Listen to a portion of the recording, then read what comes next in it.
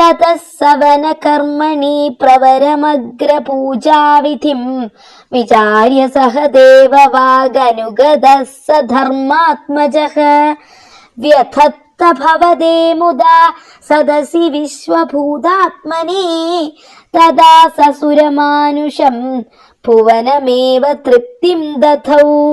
सर्वत्र गोविन्दनाम सङ्कीर्तनं गोविन्द गोविन्द.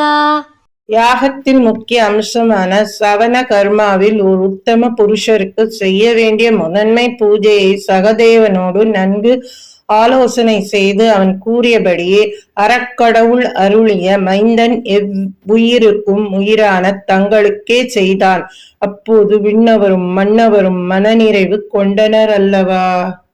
ततः सपदि चेदिपो मुनिनृपेषु तिष्ठत्स्वहो सभाजयति को जड पशुपदुर्दुरूढं वटुम् इति त्वयि स दुर्वचो विततिमुद्वमन्नासनादुदापतदुदायुध समपदन्नमुं पाण्डवाः.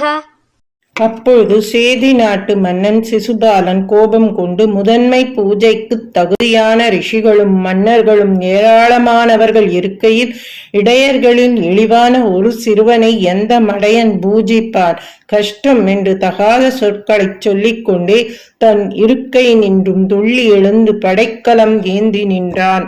அவனை பாண்டவர்கள் எதிர்த்தார்கள். निवार्य निजपक्षगानभिमुखस्य विद्वेषिणः त्वमेव जहृषे शिरो धनुजधारिणा स्वारिणा जनुस्त्रितयलब्धया सततचिन्तया शुद्धधीस्त्वया स परमेकतामधृत योगिनां दुर्लभाम्. போருக்கு எழுந்த நண்பர்களை தடுத்து நிறுத்தி அசுரர்களை அழித்து பழகிய தங்கள் திருவாளியால் சீறி வந்த சிசுபாலன் தலையை தாங்களே அறுத்தெறிந்தீர்கள்.